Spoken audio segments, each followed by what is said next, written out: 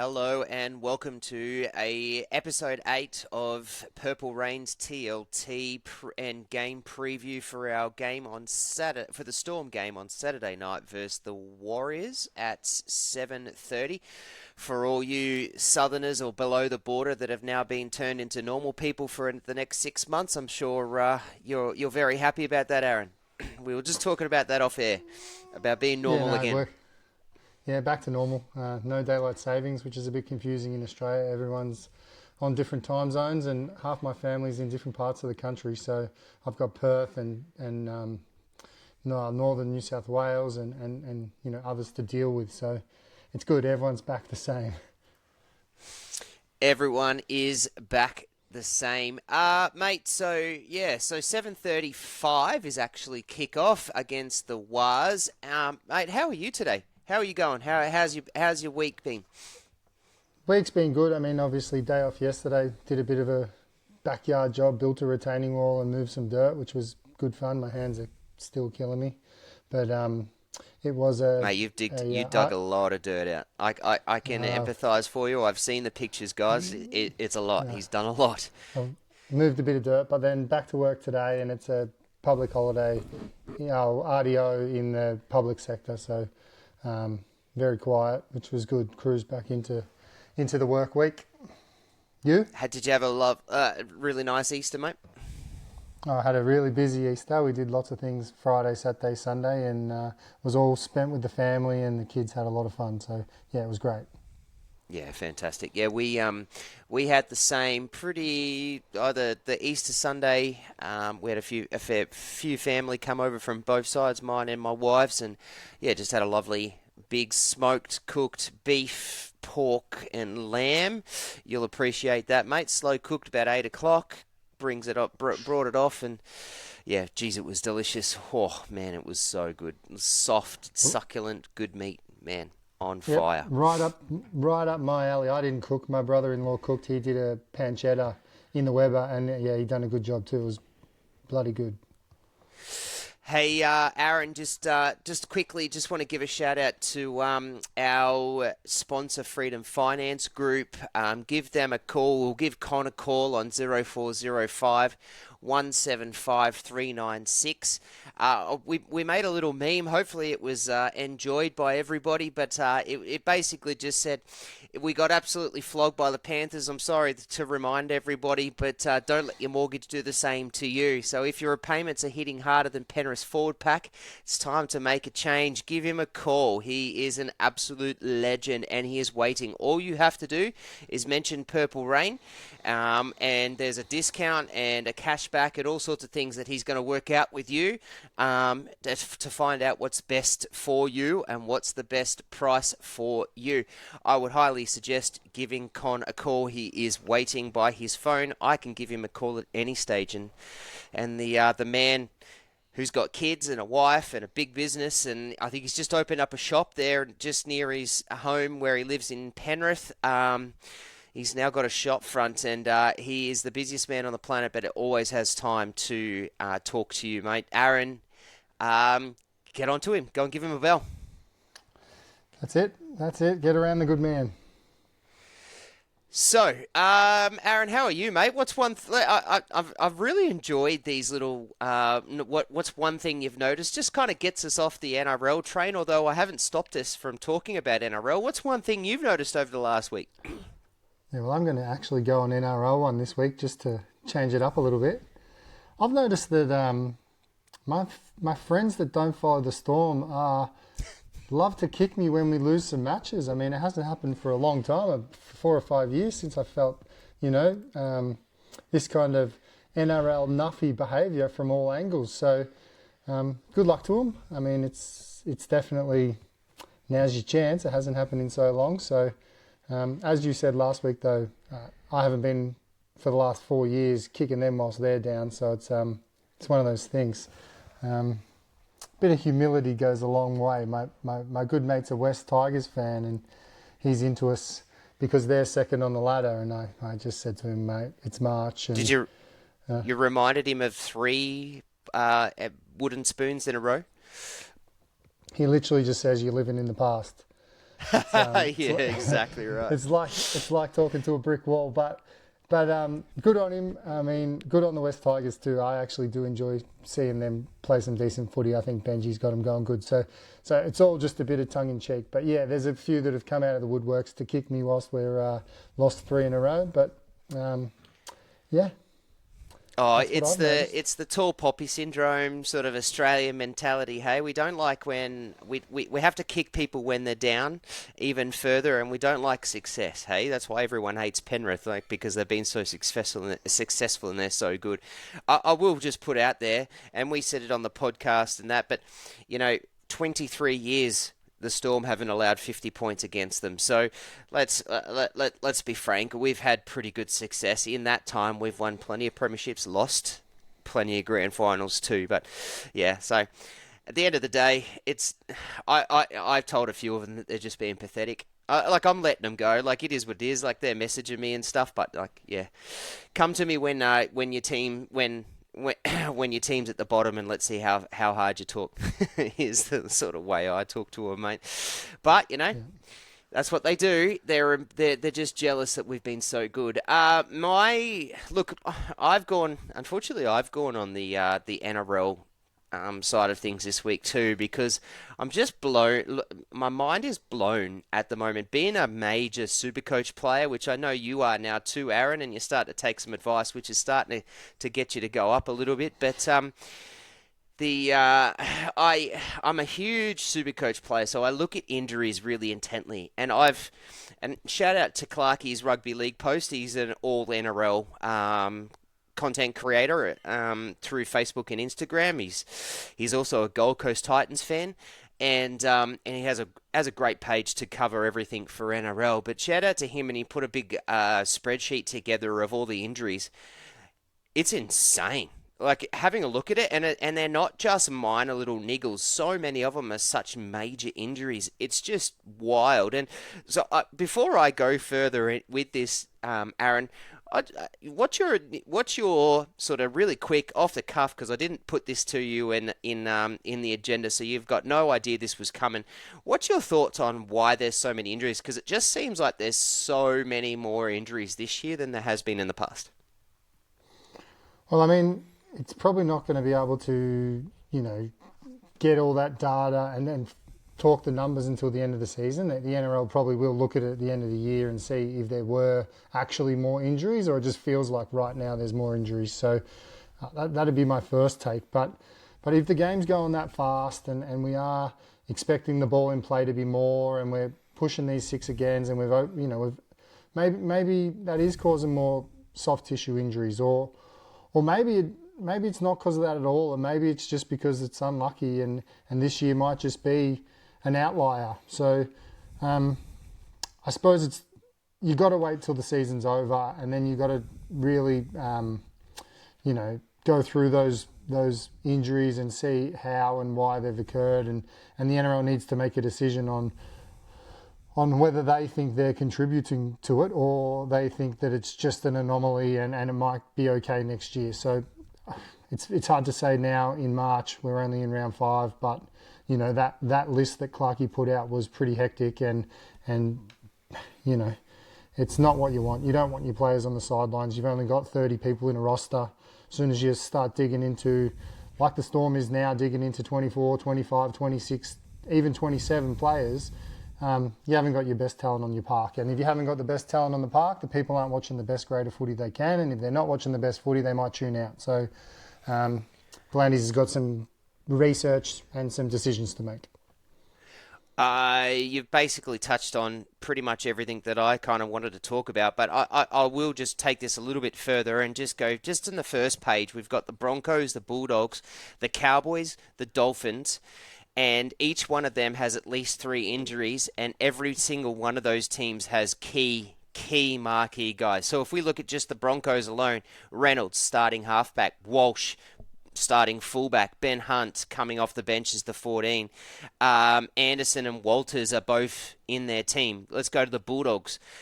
Mitchell Woods, they are saying, is going to be their starting halfback. Stephen Crichton, Leo Thompson was their big name recruit, and Josh Curran.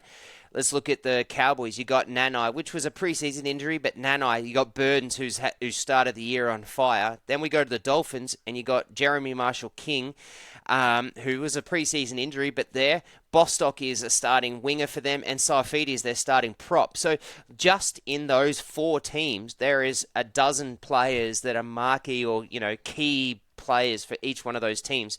And that's only the first 4 teams of the 17.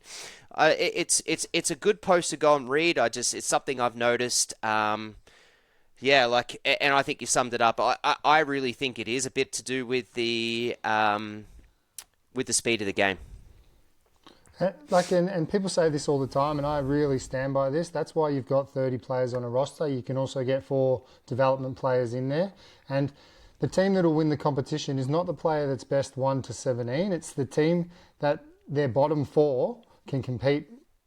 So your players 26 to 30. The talent of those 4 players are the team that'll make you the quality squad you are. So injuries happen and depth will be challenged, but it's the teams that can really battle those injuries and use the players further down the list to their advantage. They'll be the teams that end up rising to the top at the end of the year. So, couldn't agree with you more, mate. Couldn't agree. You're only as good as the end of your list. Let's be honest, and there isn't too many grand final teams that have gone into the team with their best 1 to 17. It's as simple as that. So, obviously that's the plan. Get through 1 to 17 and pick your best 17, but it's not going to happen. No. All right, let's go. TLT, Storm versus the Waz. Storm sitting on 11th on the ladder, Warriors 5th. I'll start with the home team, 7:35 Saturday. This is at Amy Park. So Sua at the 1, Warbrick 2, with the other winger in Leo who returns. Howarth returns in the centres, partnered with his other centre in Nick Meaney. In the halves, we've got Munster and Hughes. In the props, we've got Stefano and Josh King with Harry Grant at hooker. At the second row, Joe Chan, and Cooper Clark is now announced to start. Even though he started last week, it was a daytime, or I think it was very close to kickoff announcement. He's been announced in Team Lynch Tuesday, with Liero rounding out at the 13, and our extended bench is Wishart 14, Alec McDonald, Hetherington, Mawali, Valepu, and Manai Watare. And then on the Waz side of things, you got Tane Tuapiki at fullback, DWZ or Dallin Watines and Lesniak on one wing, partnered on the other wing with RTS, Roger Tuivasa-Sheck, with Chance, Nickel Clockstad, and Pompey in the centres. Just keep your eyes on the NRL judiciary system, and see what happens with whether Pompey stays. He is fighting for a downgrade in his charge. Harris Tavita comes in for the injured Metcalf, partner next to Boyd. James Fisher-Harrison Ford in the props, with Wade Egan at hooker. Leka Halasima and Laban in the second row, rounded up by Aaron Clark at the 13. In the 14, we've got Sam Healy, Nia Corey, Valmunga, Tanner Stowers-Smith, Eddie Iramia Toiva, and Luke Henson comes in to get the 19 jersey. So basically, that's the list, but just quickly, Howarth comes in and Moses Leo comes in. They bolster the back line so that Watare goes to the interchange, and Tuamalato Brown is the unlucky one who drops out. Preston Con moves to the reserves, and Valepu keeps his spot in the 6-man bench. Aaron, your initial thoughts on our list? Initially, I just thought Mania might have been a bit stiff to miss a spot. I thought he had a good game last week, and I thought they might have stuck with Mania, but does that maybe put a question mark on Howarth? Is he good? Is he 100%, or is we just giving him time up until either 24 hours before or kickoff? I'm not sure, but you would assume if Howarth is no good, or if Meaney's no good, but I think he's fine. That would be the option that Mania comes back. So that's my first initial thought. I know I liked putting Howarth and Means back into the centres. I think really need to try and shore up those edges and Meaney and Howarth, those combinations there with their halves partners on either edge. They're well developed, so I really like that, especially after leaking 50 points last week. I think defence needs to be the priority, and we need to start getting back to keeping teams to 2 or 3 tries, not 9 or 10. That's just not Storm-like. Then I thought Cooper Clark last week on the edge, made 24 tackles, missed none. He also made no errors and gave away no penalties last week. Without doing anything exciting or tearing the game open offensively, I thought he really handled himself and put his gloves up last week. So to give him another chance there is well earned, and he's got a really big task ahead of him this weekend because they've got some dangerous ball runners out there. So I like that, and the other side of that is that Alec gets to play in the middle again, and people don't understand what Alec offers in the middle. He offers a quick play of the ball, and Harry thrives on a quick play of the ball. So last week we seen Harry Grant have 1 run for the game for 7 metres. Now everyone knows that's not good enough from Harry, and the blame doesn't sit solely with Harry because, without a forward pack laying the platform, Harry can't make magic happen on his own. So all little things that add up to a stronger 17 and a few holes that may have been plugged, but just naming them in those positions doesn't necessarily mean that they're going to fix the problem. So now it's up to the players that have been put there to actually do the job that's been asked of them. Really well summed up. I think that's a good analysis. I love Alec McDonald back to the bench. I really, really like Cooper Clark being named in second row. It's all about minutes. We know that once Lasardi and Blore come back, that one of them has got that edge back row locked up. So we know that Cooper Clark will just go back to the bench, and I would like him to go. Just being a young fella, I would like him there. So I really like that. I am very much on the same path as you. Mania being put down to that 19 spot is surprising. I would have preferred Mania either centre or winger. I don't mind. I think he's as good as either or next to Meaney. So I wouldn't be fussed either way if that was there. I think he's a bit stiff, but otherwise this is a pretty good list. And I feel very confident going into this game on Saturday against the Waz with that 1 to 19. Yeah, we spoke about it off air, me and you, just in our chat. We spoke about last week when Moses Leo returns, maybe to shift him out one and put him out there at the wing. He's a strong, fast guy, and look, he's got attack in him. We've seen his footwork, we've seen what he can do, but at that centre position, he's just been putting a little bit of pressure on Munster with his reads and some of his link play with his inside and his outside man. So maybe shifting him out there and giving him a chance on the wing there against Dallin Wateni this weekend gives him a chance to, see how he goes out there on the wing. Now, I wrote down a stat here that Dallin's had 5 tries in the last 5 games versus the Storm, so he's definitely a threat for us this weekend, and they will be going towards him. So it's going to be interesting to see how that left edge there holds up DWZ and how Moses goes given a chance out there. Let's go to some talking points. One thing that I'm just pulling up some information here as we go, but one thing that just continues to keep coming through my private messages, it continues to keep coming up in our chat, it continues to keep coming up in comments underneath, is this dropping. Now, it's not putting Sewer to a wing, it's actually dropping him. Now, people are starting to say that. This chat about Sewer being dropped and the shift around with Meaney to the fullback, etc., etc. Aaron, talk to me. What's your thoughts? I know that we've spoken about this again, but this is now the 3rd week that this is coming up. It continues to keep being a conversation. We've got to keep talking about it. Well, that's it. No, that's why I texted you today. We need to talk about it again, and we'll give our opinions here. Obviously, there's a lot of people out there with different opinions. Now, I think those differing opinions at the moment are jumping at shadows because Sewer, although he's had his defensive issues, his positioning problems. He's had some bad reads. He's missed a few tackles, but I don't think he's been it hasn't been horrible. And really, he needs to work on that if he's going to get better. So there's just a couple of things out there. I've seen a comment today saying that put Hugo Peel in there. Now, Yeah. I'm very sorry, but that is just bananas. Sua has scored how many? 9 tries for the year, is it? And 8?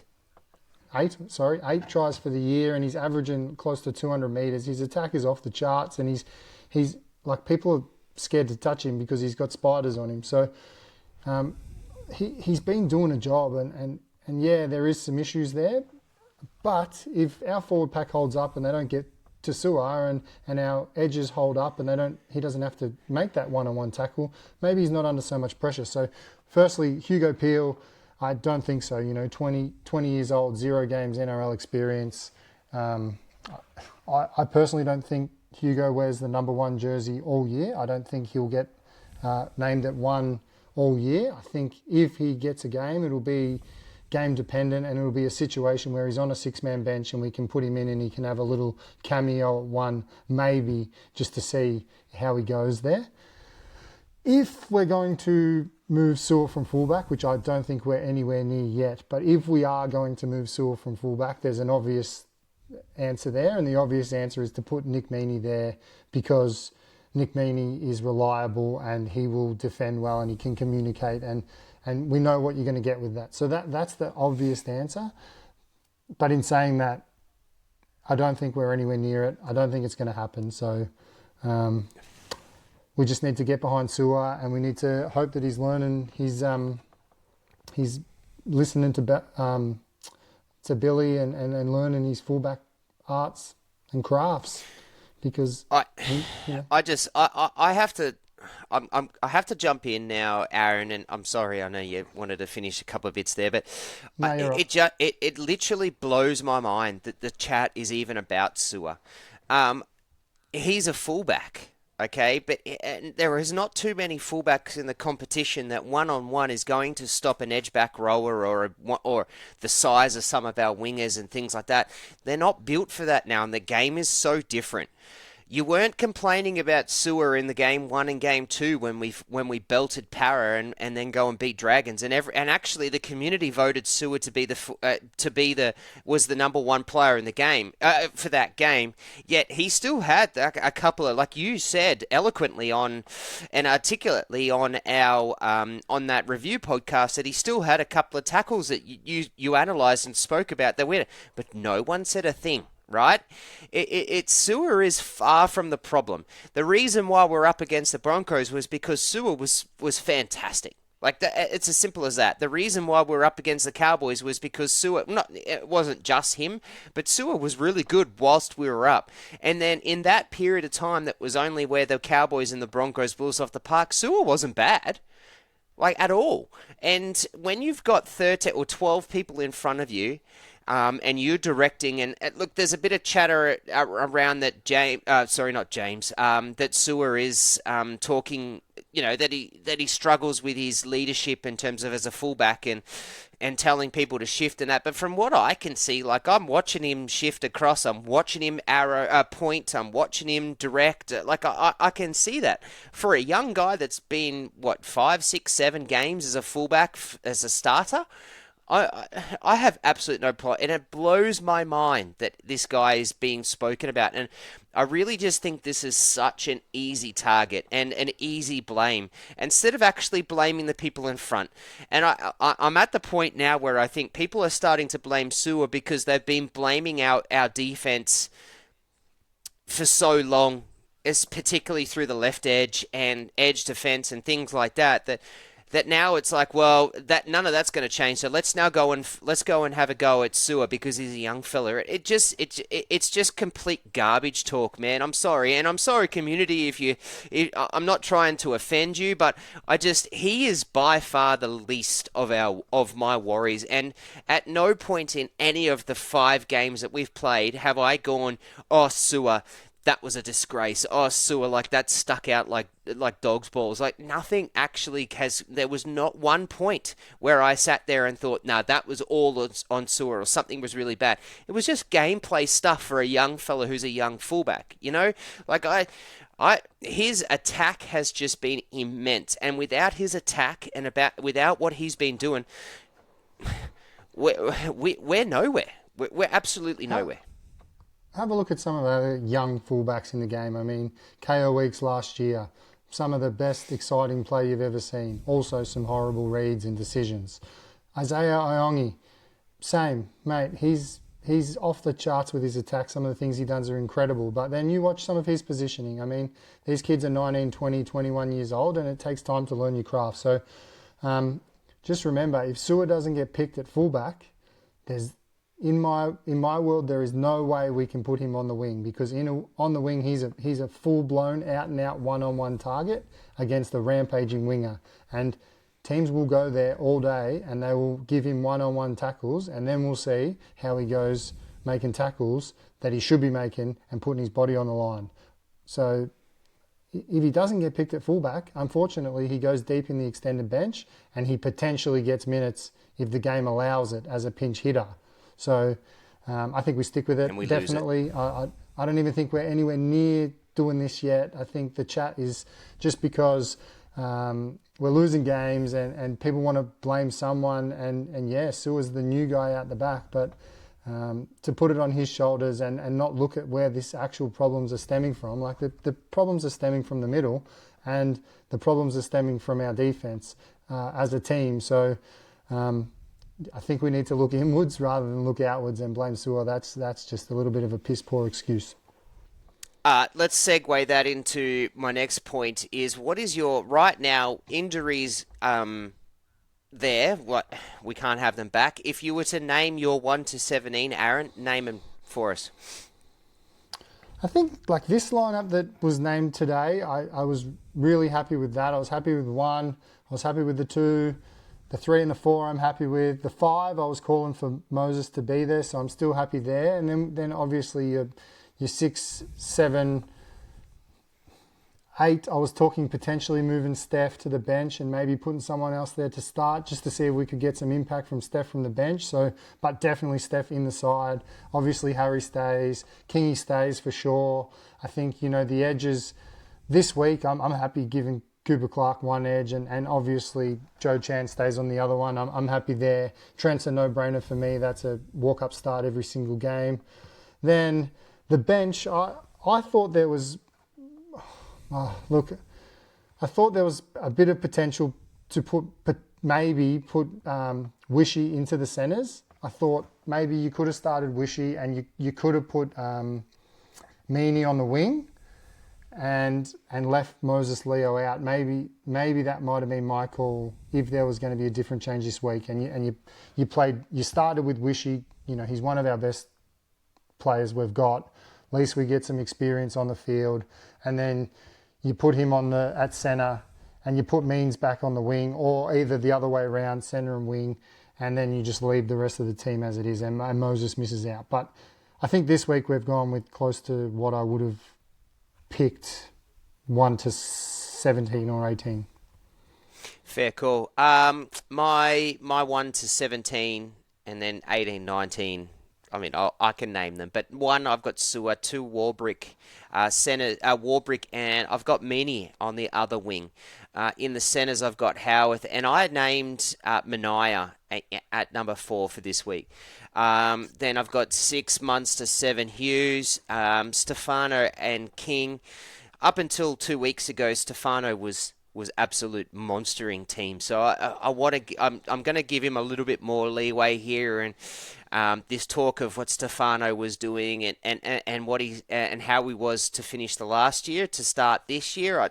I'm going to give him another talk, but another go. But I do like the impact off the bench for the same amount of minutes, but just to kill the early part of the game, I think is a really good call. So I don't mind that either. Now that you've said that, I hadn't thought about that up until just now. Grant obviously at 9, King at 10. I've got Clark at 11, but if Blore was healthy, I'd be putting Blore there. Chan at 12. Liero, just I don't even think about that one. My 14, 15, 16, 17. So I've got Talau, Cooper Clark. Oh, sorry, no. Hetherington, Alec McDonald, and Mawali. And then obviously the 18 and 19 can be anything we really want. But that's my ideal 1 to 17 based off where we are sitting right now. Well, like what I said before about potentially starting Steph off the bench.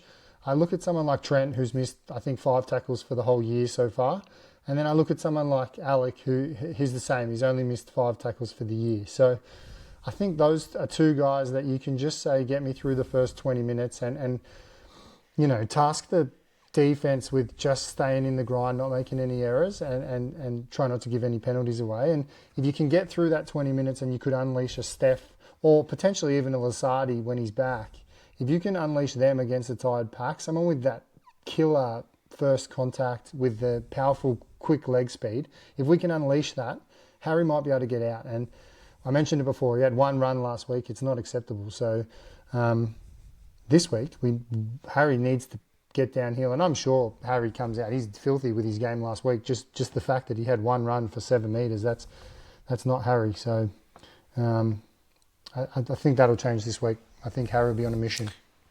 Yeah, and I mean, I think I just said Talau as the 14. It should be Wishart. I'm sorry about the mispronunciation, but Wishart at my 14. And I love the Wishart coming off the bench, but what I want is I want more of Wishart coming earlier instead of coming in to try and save the day. I'd like Wishart to be able to build into the game, just go and fire himself for 20, 25 minutes, come off for 10, 15 minutes, and then just go and finish the game for another 20-odd minutes and build into it. That's what I'd like to see. And then obviously injuries and stuff can change because Wishart can literally play anywhere. But yeah, I still think Wishart's the best 14 in the competition. So that's why I want him to come as a 14. I don't want him to be... He's not your Herbie Farmworth, your Stephen Crichton type centres, but he runs just as good as them if he's through the middle. But if we put him in a centre, I think we lose what we love of Wishart, that betting gambler for those people that are out there that put money on him for anytime try scorer, because he literally comes out most weeks and gets a try off the bench in the last sort of 10 minutes in his last stint. So yeah, I really like Wishart, but as the 14, but yeah, I'd like to see him get a bit more minutes. Yep.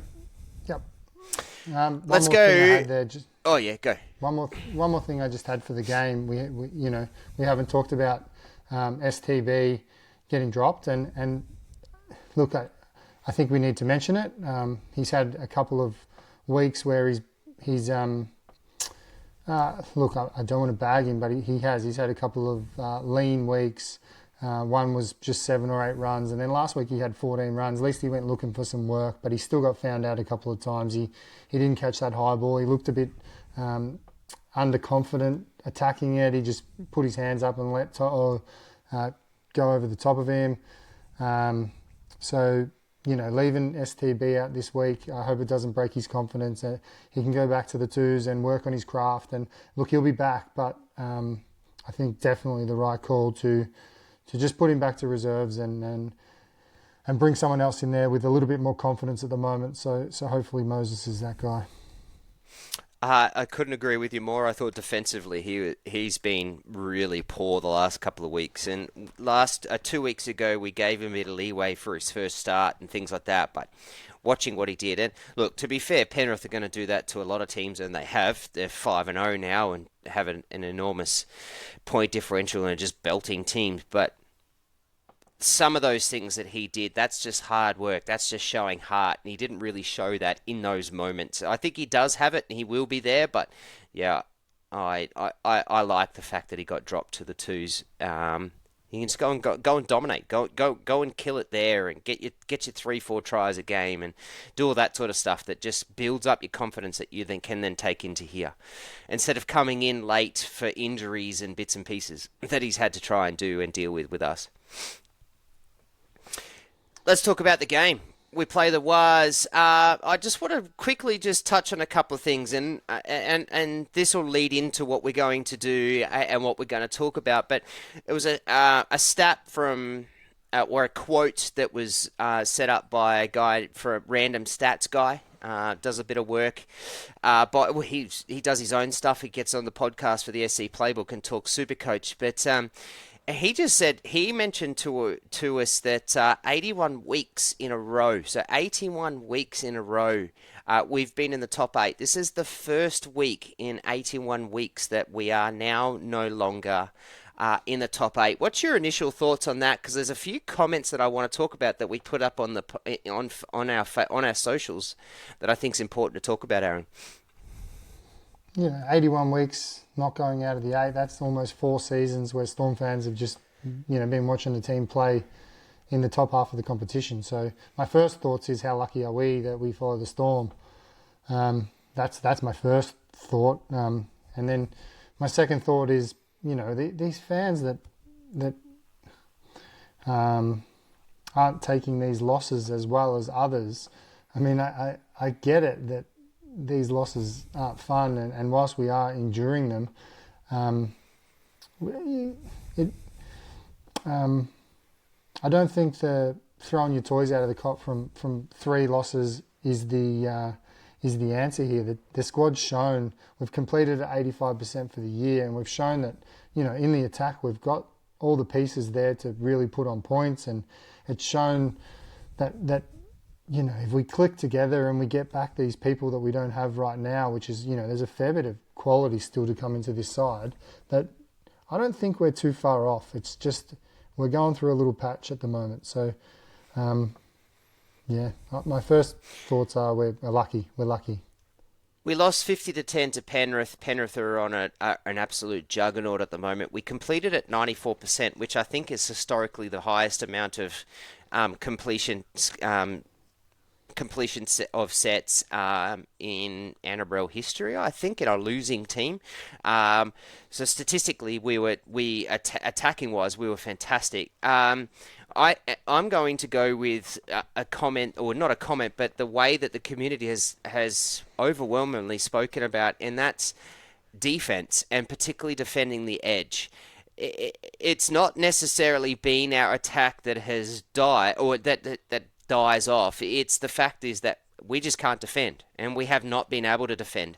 And we know full well, and the history of us as Storm fans, and what we love about the Storm is that we do the simple things right, and we do it really, really well. We do it better than anyone else, and that particularly comes from our defense. We have been renowned up until this year, really, for being a lockdown defensive team. Like last year, we were by far and above the highest point differential. We had the best points against for us. Like we were just insane. Our defense has always been our bread and butter, and what we can lock down and get. And our community is telling us that defending the edges particularly, but defense overall, is one of our really, really important things that we need to fix as we move forward. Is there anything you can add to that, Aaron? I'm pretty sure Bellamy would prefer to see a 6-0 win this weekend. 8-10. Then, yeah, whatever. If we keep them to, if we keep the Warriors to under, I would say 3 tries, I think we win. Like if it's under 3, if it's 2 tries, I think we win. So, I think that would also set a tone that we're back prepared to work hard on defense and try to get back into the grind, because it feels a bit like Storm just doesn't have the patience and the gritty resolve that we've had in years gone by, where we're happy to just grind out periods of the game, especially when we've been in front. Like in the first few weeks, obviously Para was a bit different. That was a blowout and we smacked them. But then when you look at like the Cowboys and the Broncos games, we got into positions where we should hold on and we should win the game from there. But it looks like we just want to keep going, and we want to keep entertaining and trying to score on all the plays when when ideally we just want to get to the right places on the field. We want to kick to the corners and we want to trap them in. And if you can nullify 10 or 15 minutes just through field position and no one scores, well, you're still 14 points up and no one scored, and then you're closer to winning the match. So I'd like to see a bit more grit, a bit more resolve, and a bit more of the old keep your head on in these pressure moments, and that comes down to leadership. And I think our leaders need to stay calm under pressure, and they need to lead by example. Now, that's not having a go at them, but that's what I think we're lacking at the moment. A bit of control. I couldn't agree more, and I think there's a few different conversations that have happened in the chat about it. One was one particularly around our defense that I'm going to call out, which was I think it's Dwayne McCarwee, and he wrote, and I think this sums it up. Basically, what you just wrote, what you just said, but in literally one sentence. It's about muscling up in defense, which helps our attack. We look beat through the middle, and it's exposing the edges in their defense. We have no mongrel, just players sitting back waiting. This needs to change, and quickly. And I think that really just sums up what you just said, mate, and what I've said in this podcast is that defensively we sit and wait. We've got no line speed. We're not moving up quickly. We're defeated through the middle, and then that exposes our edges, which, to be fair, our edges, Lasardi and Chan, were pretty good, and Chan's been excellent in the first 5 games. And then I thought Cooper Clark defensively on the weekend was pretty good, but there's only so much you can do when your middles are allowing what they are allowing, and it's just disappointing to go. And I think literally this weekend we're going to have a tough ride. It's going to be a tough ride. Our middles are going to have to really stand up, because I think Fisher Harris and Ford are in more form and looking better than what the Panthers were in terms of their forward pack, and we just lost by 50-10. Do you agree with that, Aaron? Yeah, I definitely think that they're especially those two. They're in good form, both of those forwards, and then Aaron Clark's having a good year as well. Egan, he's going to run. He's going to try. He's going to try and run, and Harry's going to have his hands full there. So, definitely their forward pack is one to be a little bit scared of. When I say scared of, that's probably not the right word, but to be cautious of.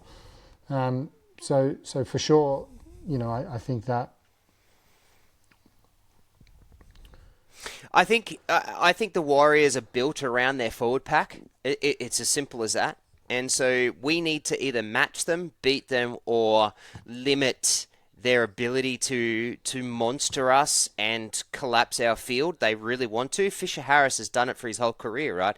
It is, and next to when he was at Panthers, next to his bash brother in Leota, they would just bash you through and collapse you into the middle, and 3-4 people, players and defenders would get sucked in, and then that's how they can then push out to your To'os and the like. And he's doing the same thing at the Was, and we've really got to watch that and go from that. And Ford is probably he's definitely in career best form, and he's definitely in, I think, number 1 prop in the game at the moment, just based off the first 5 weeks. He's not number 1 talented. I'm not going to go past Payne Haas and the like, but at the moment, based off what his form is, he is the in-form front rower in the competition. We've really got to stop that and that momentum going forward.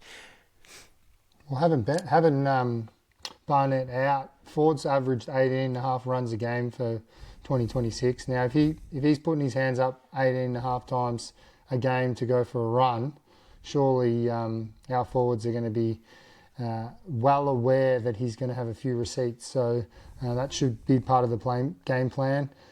And you probably want to make sure he doesn't get on a roll. All right. What about some key matchups? I know that you've got one that you really want to talk about. Yeah, my first one that I put was Boyd versus Hughes. Now, Tanner Boyd's not come from nowhere. He's a good footballer. He's always been a good footballer, but his start to this year has been really, really good, and he's been given a chance with Metcalf out, and now Metcalf's out for even longer. He's hurt himself last week. So, again, he's been given the reins, and now he can play that on-ball 7, which he likes to play, and He's got confidence. So I'm pretty sure it's 8 try assists for Tanner Boyd for the season, and I'm pretty sure that Jerome Hughes is on 8 try assists for the season as well. So they are leading the competition, equal first on try assists.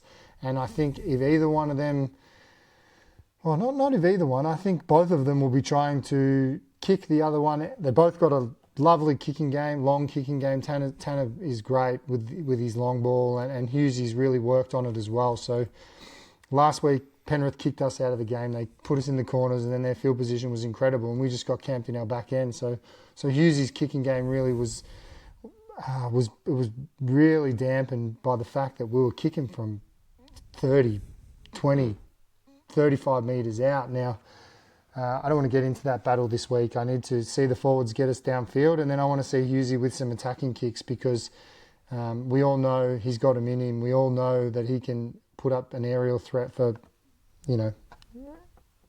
Warbrick, or, maybe Moses can get out there and have an attack on the air as well. So be nice to see some attacking kicks inside our half this week, because last week we were starved of it. Yeah, and I want this to lead to and segue sort of into another question that I was going to ask you coming up, but it's about Munster. Now, a few people have actually come through my my DMs to ask questions about Munster, and the question is, and I'd like to know what your thoughts are first before I throw mine out there, but the conversation has been, and I'll just read this quoted: Munster has to take a back seat and allow Harry and Hughes to run this team. He just needs to chime in when he really sees something good to go and create that better chaotic ball. I think he's been overplaying his hand way too much, even against Para when we won by 50 points. Aaron, what's your initial thoughts on that? And tie it back to what you were saying about Hughes, and then I'll chime in. Oh, I don't know. So, I just had a quick look there. Munster's had 14 runs average for the year.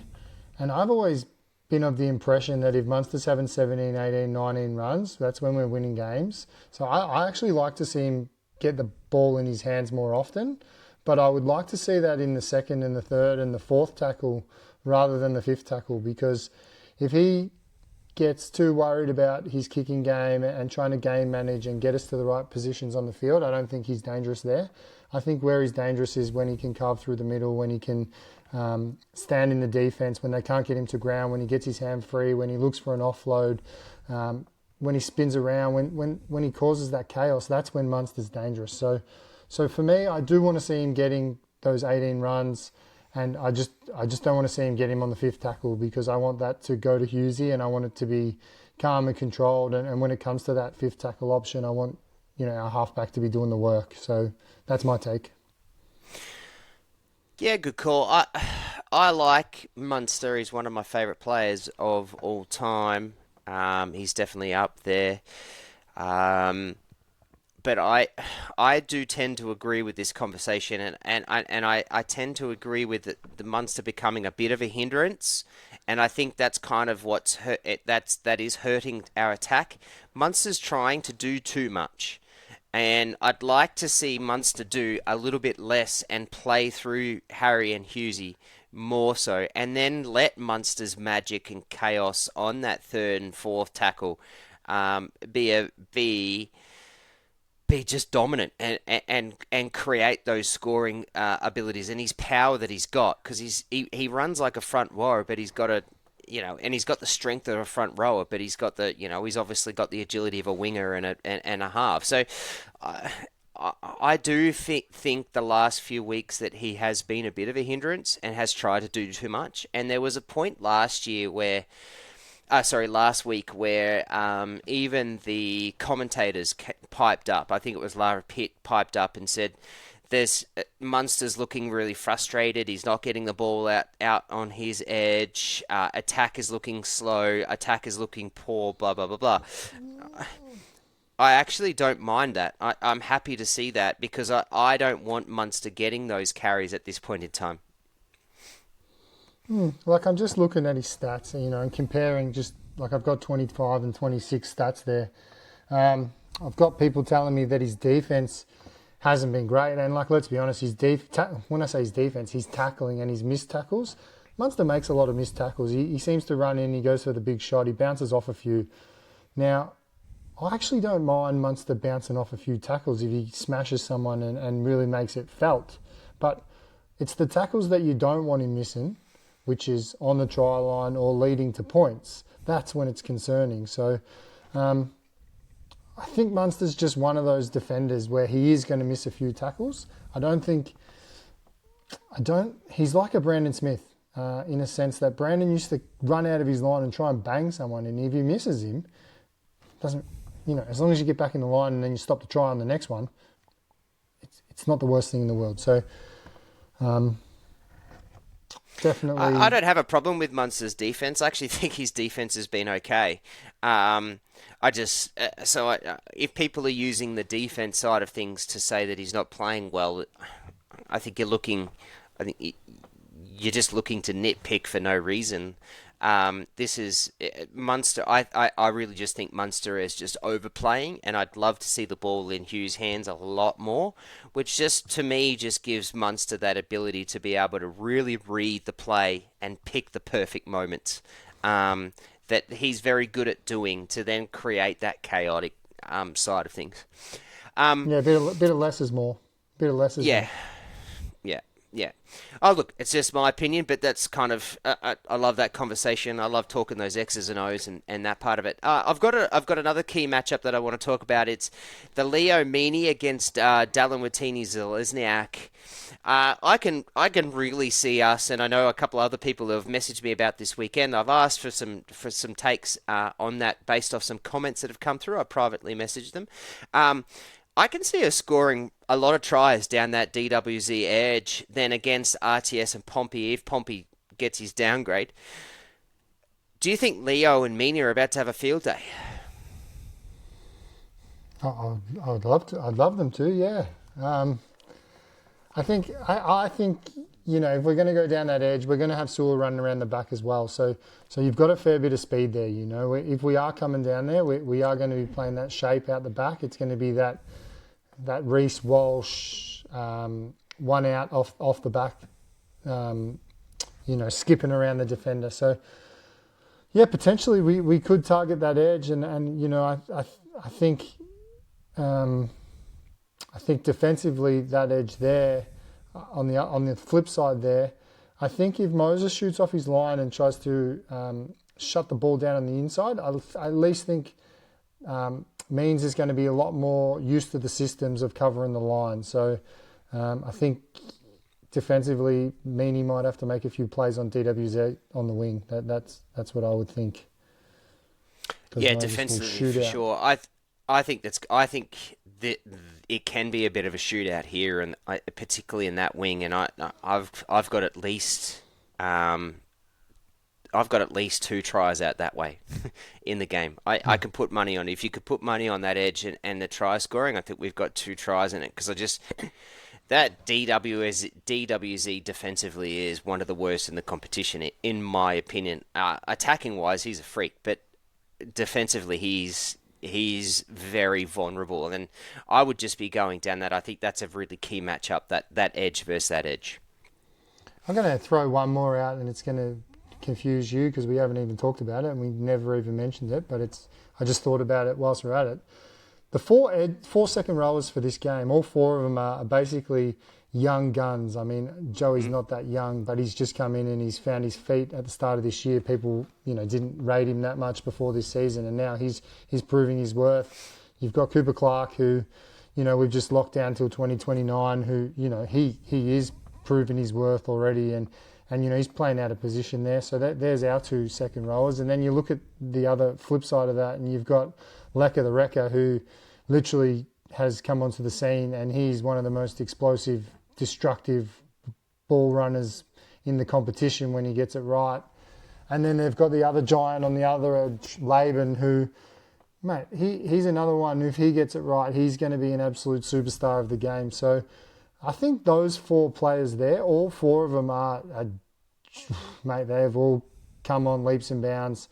in the last 2 years, and Cooper Clark even just in the last 3 games. So very exciting to watch the Edges go at it this week, and it's good that they're all young talent. So I think that's an exciting watch. I love that shout out. I did have some notes around Lecker the Wrecker, and that I thought Chan and Hughes could have a bit of a mismatch opportunity here, because Lecker's one thing about Lecker is his offense and in attack is just phenomenal. I don't think I'm going to forget that try he scored against the Knights last year for years.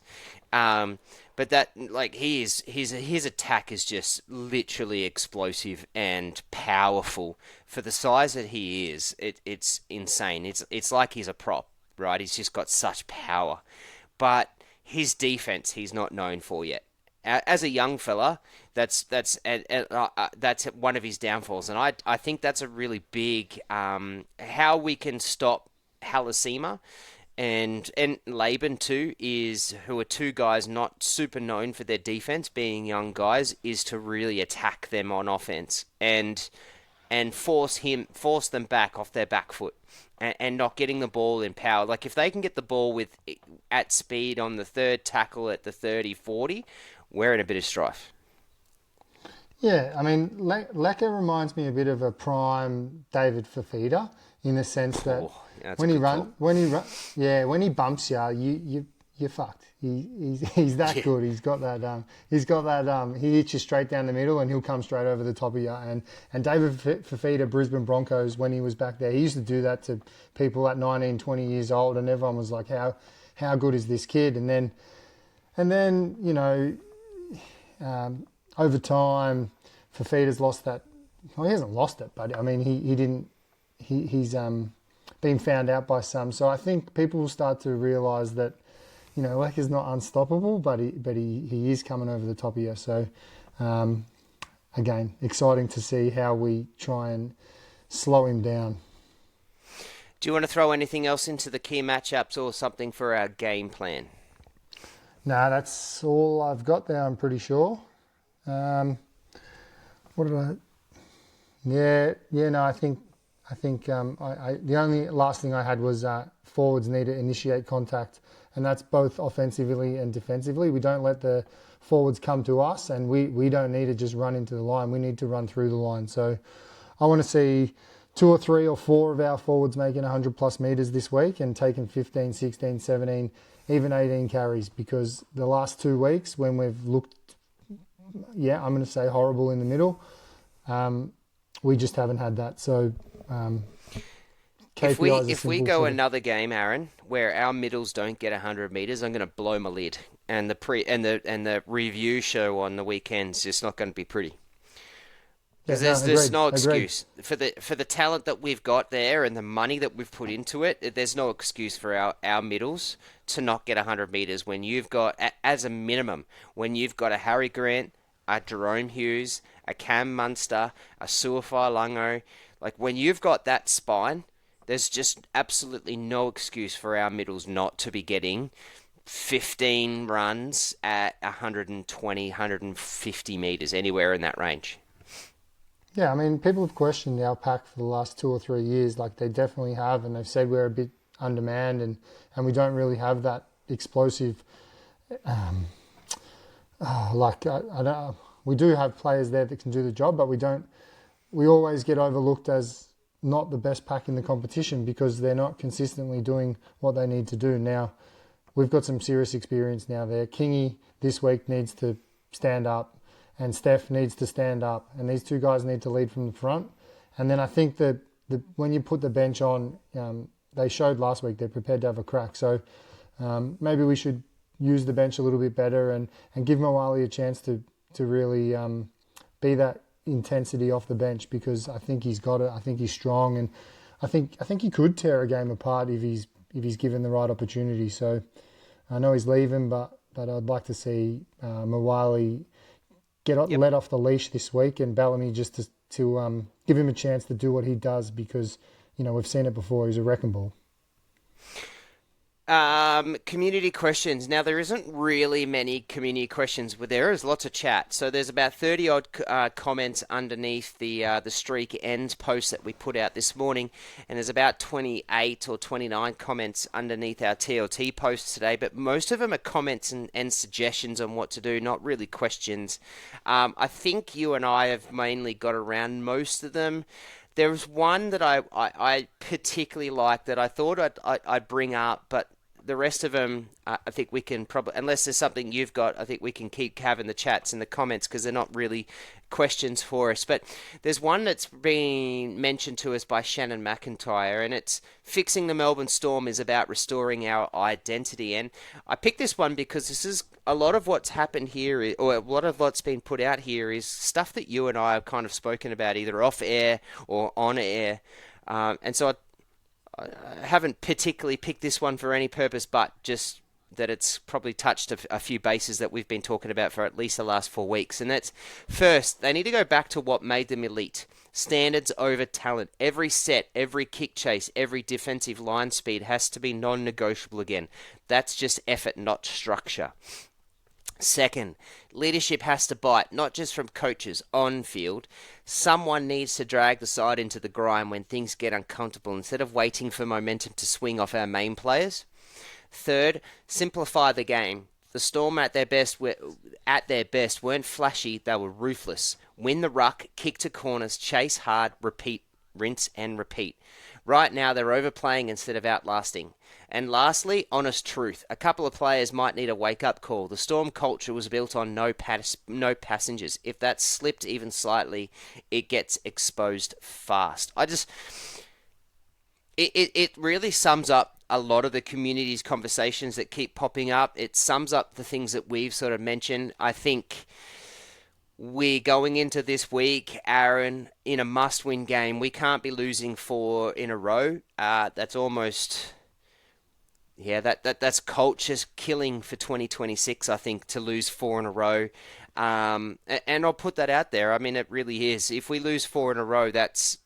Yeah, I'm not going to say line drawn through the name for finals, but gosh, it makes it hard when we know that we're going to lose such big talent come Origin time. Yeah, I mean, we haven't lost 4 in a row since 2022, and but sure, we don't want that to happen this week. But Warriors have to come down to Amy Park. They've lost. What's that? They haven't won at Amy Park since 2014. So that's not me sitting here saying it's a foregone conclusion we're going to win. That's me saying Warriors are going to be keen to come down here and try and break that hoodoo. I mean, they lost their last 2 games as well. They got beaten by the Sharks and the Warriors, and they were playing pretty good footy before that. And people thought, you know, the Warriors might be on a bit of a burner of a season, and then they dropped 2 games, and now they've got to come up against us. So they'll have a fire in their belly to try and steady the ship as well. You know, the other stats in our favour is we've won 17 in a row versus the Warriors. Now, that's crazy, you know. And then so there's lots of stats in our favour, but stats mean nothing. And I think, Shannon, that comment there just nailed it. 4 things that are so easy to talk about, but it just doesn't seem to be getting through at the moment. Last week, the 50-10 drubbing from the Panthers, that'll really wake up, you know, the coaches and the fans and the players, because as much as it was 50-10, it was more about the attitude and the standards that just isn't Melbourne. So hopefully we get a big crowd out there on Saturday night, and hopefully the aura of being at Amy Park in front of hopefully 20,000 fans, 20,000 plus on a cold night, hopefully that fires the boys back up and we put in a performance that makes the coaches proud, makes the team proud, and puts a fire back in the belly of the squad, because at the moment it's a little bit flat and it's a little bit somber, and the fans are the same. They're all just hoping that we can bounce back and bring that Melbourne Storm feel back, which is getting a few wins and talking about some good footy for a change. Offense scores points. Defense wins matches. Go into this weekend winning matches by playing defense. Win this match by playing some defense. It's as simple as that. And I think if we lose the game against the Wars, but we can clearly see that the guys have busted their ass and have played good defense and put it on. People aren't going to they'll be disappointed, but they're not going to be in uproar. But if we go and lose a game like we have the last three, there's going to be some serious comments. And look, for content creators, that's great for us because there'll be some engagement. But I don't want that conversation. I want to talk positives. I want to talk effort. I want to talk game plan. Again, I'll repeat and I'll end it. Offense scores points. Defense wins matches, mate. That's it. That's it for me. For our eighth episode. These episodes are flying by. We won't see you for the rest of this week, mate. You'll still do a bit of content. There's still an article to come, yes? Yeah. I'll hopefully finish that tomorrow, and I should be able to get that up before kickoff tomorrow night. So, there's one coming. Brilliant. But yeah, And I'm actually going to be away for the game. I'm in the middle of the bush. I can't even watch it. So, I'm going to have to come back and watch it on replay, which is going to kill me. So, do you have any service? If I sit there messaging you, are you going to find? Are you going to get them? No bars, no reception, no TV, no radio. Cannot get anything. It's impossible. Damn, man, full blown off the grid. Well, we'll I'm welcome raw James. You're raw dogging. We'll welcome James for our review show, which is going to come out on Sunday morning. Aaron, you well-deserved holiday, mate. Take your family, enjoy that. I know you're very excited for that. And everyone else, we will catch you in the content in the comments over the next few days. Good luck, Storm. Let's go. Let's go.